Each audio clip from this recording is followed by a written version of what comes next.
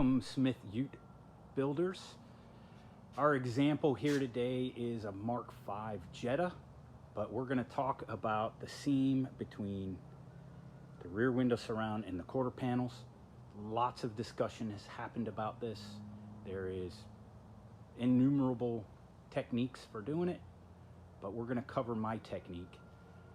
And this does apply to Jettas, Beetles, Audis, Chargers. So the debate is how to address this seam right here. It looks so sharp when you body fill it nice and smooth and you make this beautiful seam. The problem is it's prone to cracking because there's a little bit of vehicle flex right here. Now, before you get too wound up, let me tell you a story. On one of my builds, I reinforced this seam on the inside like crazy.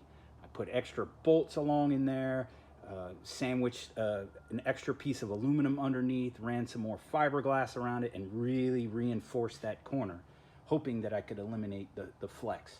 Well, all I did was move it, which is generally what happens with vehicle flex.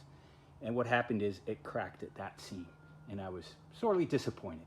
That seam is much harder to address and make look good after it cracks. Whereas there are different techniques you can use for this seam that look natural. So I won't be doing that reinforcement bit again. So one technique is just bolt it together, fiberglass, and then fill it with a urethane or some kind of sealant.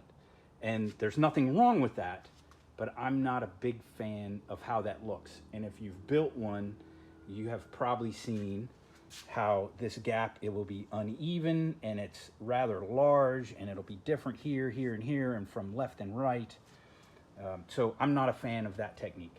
I really love the look of it filled, body filler, made smooth, but again, at some point it's gonna crack, and it all depends on how you drive the car, how you load the car, the weather extremes it goes through, etc., etc. So it will crack at some point. So here's my in-between technique. So I go ahead and body fill it just as if I was gonna make this a nice smooth seam. Then before paint, so I'm at this stage, I cut a relief in it, and I start with a hacksaw blade. And I just start cutting in, and I cut this crack in there. Now, that is time consuming. There are power tools that you can use to do it, but I'm too nervous to use a power tool, and I slip and bugger that up, or as you're coming around the corner, you end up buggering here, or the tip of the blade, or whatever happens. So if you're into power tools, go for it. I don't have a great answer for you, other than once I get my relief started with the hacksaw, then I use a oscillating saw. And now this one needs a new blade on it, but you know, the old oscillating saw. And once you have it started, now it's easy enough to keep that oscillating saw in there, and you can work that corner using a narrow blade like this one. So that works pretty well. And again, it will depend on what you used filling it. I use an epoxy in there, so it's fairly hard to cut. You know, body filler cuts easy, but when I actually attached this when I installed the rear window surround, I filled that with epoxy. So I get that relief in. Now that makes a really narrow slot, and that's hard to fill, and it doesn't quite look right on a car. So I use a heavy duty Sawzall blade that is extra thick, just by hand, just like that, and I basically widen the opening. You don't have to go the full depth, but I get that width in there all the way around. And that works pretty well. It's not too bad, especially if you have your depth already cut. Now, hacksaw blade works well because you can contour it as you're doing it, coming around this bend on the Chargers and the Jettas. But you can use a Sawzall blade for that same technique, and the tip actually works really well, and you can kind of scribe it and scribe it and scribe it, and pretty soon you have a crack to work with. One technique I have found myself using a couple of times, and I dropped it here, is with one hand, I hold a block against the blade, pushing it in, and then I make my sawing action with the other. Now I'm holding the camera, so I can't demo that, but I think you get the idea. So I'm doing this while I'm holding that block against it, adding pressure to try to get my depth. Anyway, once I get that width cut all the way around, then I move to 80 grit and I open it up just a little more and I round it so that that isn't a sharp edge on the top. That works easier for filling if there's a slight taper to your crack, right? It's easier. Don't tell my wife I said that. It's easier to pack your sealant in there or your body filler. And what I'm really after when all is said and done is about a paint stick's width. Right, so I believe that's 3/16. This is just shy of a paint stick, but by the time my filler comes up a little bit and down a little bit, it will look like it's a paint stick width, which if you walk around your car and check the other seams on your car, well, it depends on the quality of the car, but they're often about that 3/16, about a paint stick. So do whatever you like. You can easily sand it open further if you find that you've buggered up the edge or you got the profile between the left and right a little bit different. I did do one where when you stood behind the car and looked at them, one kind of tilted up and one kind of tilted down, and I was not happy with that, but I made up for it by widening them both a little bit and trying to take out some of that twist. You can just take your 80 grit and make a little fold and slide it in there, and then depending on what surface, you'll probably have to sand that surface again, especially right through here, because as you're going through this with the blade, you'll tend to make some little notch marks there.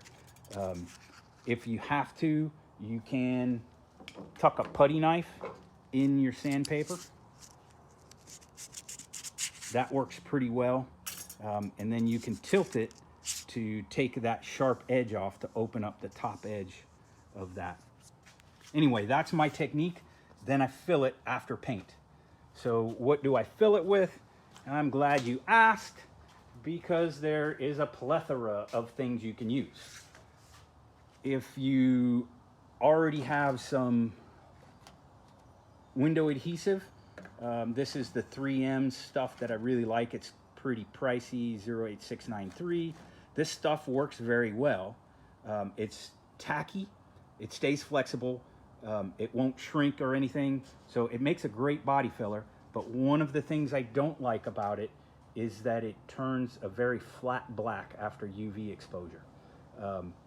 Now you can make up for that a little bit with the surface of how you install it, but it still is going to eventually turn a flat black. There is a 3M product made for things like this. This is urethane seam sealer. Again, stays flexible, great stuff, a little bit pricey. The actual seam sealer is 08367, and I believe both of these, they have two different grades.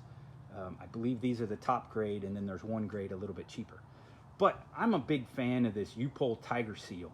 It's a little glossier, especially if you are careful when you're swiping on it. So it stays flexible, same kind of stuff. It's a seam sealer adhesive, joint adhesive, pretty good stuff, and it's about 17 bucks a tube. So it's up to you what you want to spend your money on, and maybe you already have some of this around and flat black doesn't bother you, whatever the case. Those are some of the options that I had laying around.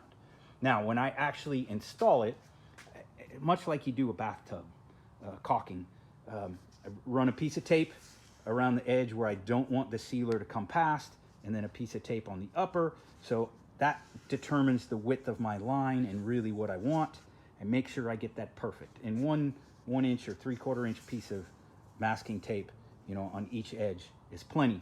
Then I actually use a caulking tool. You can use your finger, and it all depends on what is going to fit that well. You can make your own. I have also used the edge of a Bondo knife or a putty knife, a nice flexible one. This is a pretty soft flexible one for floating. That can work, and you can cut that to whatever angle you want if you want to actually match that angle to get it just right. But then the big trick is I get a little cup of alcohol and I dip this, or if I'm using my gloved finger, dip that in alcohol and then make it in one smooth swipe. Because every time you touch it again, you're going to have a little thing sticking up. And that's really hard to smooth down. If you use the alcohol, or WD-40 also works, that tends to leave a higher sheen because it gets the surface a little bit smoother.